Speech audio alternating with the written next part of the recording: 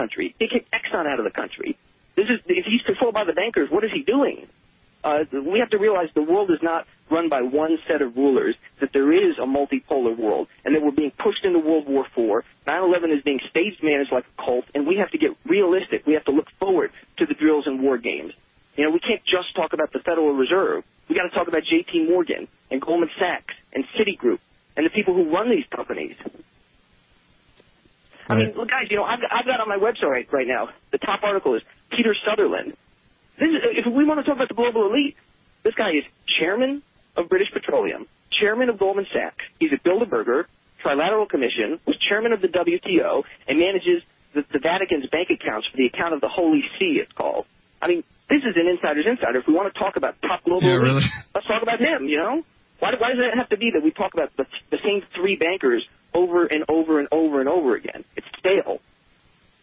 And speaking of doing your own research, I've just come across a site called Intellect Space, Achieve Market Clarity, and it basically allows you to put in whatever corporation you want, and it connects all the board of directors, all their, you know, any sort of just tons of information together, and it makes a awesome diagram for you. So for you, Dan, check out Intellect Space if you haven't already checked it out. And everybody should go on the corporate boards of directors. And when I talk about directed energy weapons, these companies are also doing neutrino weapons, antimatter weapons that interfaces with Lawrence Livermore and Sandia and Los Alamos, where a certain thermate scientist comes from. So, you know, we have to start talking about the people who have the operational capability to create the next generation weapon systems. China is developing space weapons. Russia is developing space weapons. And what do the Russians keep saying? We want a space weapons treaty. Well, if these weapon systems aren't real, why is Russia offering a treaty to stop putting them in space? The Russian generals are saying, if you put the weapons in space, we'll put them in space. China is promoting generals right now who are getting ready to wage war on Taiwan. Well, the neocons, or the faction that's running things right now, is getting ready for a strike on Iran. It's this tit for tat right now. We're being set up for a World War IV scenario, and we need to get realistic and say Shanghai Cooperation Organization exists. And the people that are pushing us into this, it's a very small group, and we have to identify the factions. Who's running the drills right now? A group called JFCOM, Joint Forces Command. How many people talk about JFCOM? Nearly nobody. Why? Why can't we say specifically who's running these drills? In doing so, we allow the good people inside the military to say, okay, other people are identifying these factions. It may not be the U.S. Army. It's these branches inside of the military. We have to get specific, you know? Yeah. No, absolutely. I mean, and again, like these are things that what you're saying is really true. Like, people don't bring this stuff up, and these groups pretty undoubtedly have a lot of power. It's scary to me that we don't talk about it. And what I've seen here, maybe in the past 6 months or year, with the alternative media, is that there's just these flashy, sexy stories about the same old, you know, police brutality or just low, medium level things.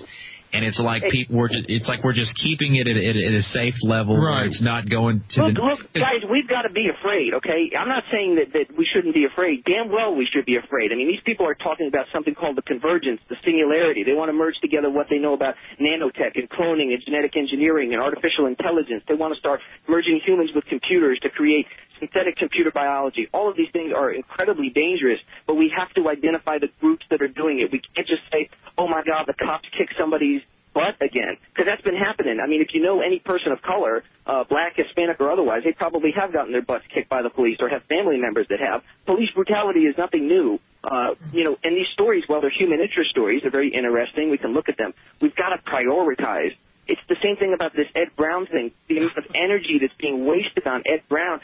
We're being hurtled into World War IV, and I haven't even touched on the economic breakdown that's happening. The Federal Reserve pumped in with the European Central Bank, and Bank of Japan pumped in like $650 billion at least just to stabilize the markets. Now the Federal Reserve has cut interest rates. We're entering a period of hyperinflation. Oil is way over $80 a barrel. Gold is at near 52-week highs. It's hovering around $740. Prices for food are going up 15-20%. This is a hyperinflationary spiral. We are looking at a time when the dollar is in terrible peril. Not just that, but the global derivatives of $700 trillion in derivatives. We have to get realistic about the terminology. The banks that hold these derivatives, like J.P. Morgan. You know, if we're not specific, we are useless. We've got to evolve. If we do not evolve, it turns into a cult where we keep saying the same mantra. We might as well be saying, you know, the 9/11 was an inside job. What does that even mean? We have to understand what that means, you know? Yeah, I completely agree with you on that. I've always been kind of irritated by the chants, because to me, you know, growing up during the Clinton administration, seeing leftists protesting things and stuff like that, the chanting to me was always just like a leftist, mindless, you know, paid activist type thing, where it would just be like, you know, hell no, we won't go, or, you know, just stupid mindlessness that has nothing to do with anything. Or going around the streets of Wall Street going USA, USA, or going to Larry Silverstein's office, who I've said openly, even if this cat is involved, he's a mid-level patsy. It's not like when they're going to plan the next 9/11, they're going to say, hey, Larry, what do you think? We're going to plan the next 9/11. Did we clear it with Silverstein yet? I mean, why are we going after these middling players who, at best, had a tangential role?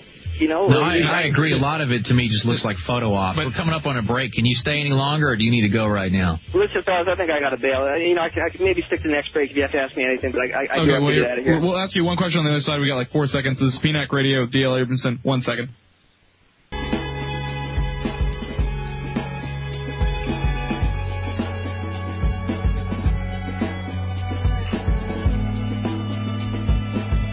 We're back from that short break on PNAC Radio and We the People Radio Network. We're going to finish up with D.L. Abramson and then get to our callers. John, we still have callers, don't we? We do. Yes, okay. Brad from Oregon and Doug from Texas. Thank you for holding patiently. We will get to you very shortly. Let's get back to D.L. right now. Yes, and he's up. Okay, well, I just want to say, one of the things I didn't mention is two intelligence groups that I'm paying a lot of attention to. One of them is called the National Reconnaissance Office. Everybody talks about that plane crash drill that was run. Some people in this movement like to say the CIA was running that drill. No, it was the National Reconnaissance Office. This is a group with a $10 billion budget, bigger than the NSA, bigger than the CIA, bigger than any other intelligence group. And nobody is talking about them. And they're the ones that are working on secret space launches. They are the ones that, along with another group called the National Geospatial Intelligence Agency, the NGA, are developing an entirely new virtual reality simulation of the world. It's called Sentient Worldwide Simulation. They're talking about having sensors and having cameras and satellites that map basically a whole new version of planet Earth. This is so we can plug into sort of this transhuman environment that they're talking about. This is all being developed by these organizations. That's why it is so integral that we identify them by name. Again, I support people who want to get active and get on the street. I'm not criticizing you for being active. What I'm saying is we need to start doing the research for ourselves. We need to push this thing forward. And if certain people start holding back the research, they become a hindrance. I'm not saying that I'm the only person to listen to, but I'm saying I'm raising issues that should have been raised a long time ago. And it shouldn't just be me. I feel like we all want to play this role of unity. We all want to get along, and we don't want to split the movement. We don't want to be divisive because it can backfire. But if we're not honest about where we're failing, we're just going to keep patting each other on the back until World War IV comes. Well, I agree, and I don't think that we need to stay in this, you know, this just state of nothing, you know, no progress and no evolution of the idea of what all this stuff is. Because I agree with you. We're basically just repeating the same stuff and, you know, having conferences with the same people, talking to each other and preaching to the choir and showing the same movies over and over again. Listen. You and I'm not trying to be overly negative here, but look at what David Ray Griffin said in a speech at Columbus, Ohio. He said his ultimate goal is global democracy and the dissolution of the nation state. Now, I think it's really ironic that a lot of people out there are saying that this is a threat. Oh, there's a threat of world government. We don't want world government. We want to preserve the nation state. Here's our 9/11 truth hero, David Ray Griffin, whose ultimate goal, and he's been saying this since 2004 at least, is a global democracy. He says the nation state is outdated. So what is the ultimate goal of the 9/11 Truth movement? The head of New York 9/11 Truth is part of a group called Urantia, which if you read the Urantia book. Urantia says it's a one world government that they want run by the Urantia group. So why is it that so many leaders of 9/11 Truth are connected to weird cults or are connected to push for world government? What is the ultimate goal? Why are certain people holding back certain research? And I'm not saying they're even knowingly doing it. It's just the motives of people come into question. And people can question my motives, too. I'm sure half the listeners out there will think I'm just a provocateur. I really couldn't care less. I mean, Believe me, the real people that are behind false flag terrorism are way more scared of me than they are by a lot of the other people out there who claim to be talking about the relevant issues. I mean, I'm a pipsqueak. I'm nobody. But believe me, the tiny voice that I have scares them because nobody else is discussing this research.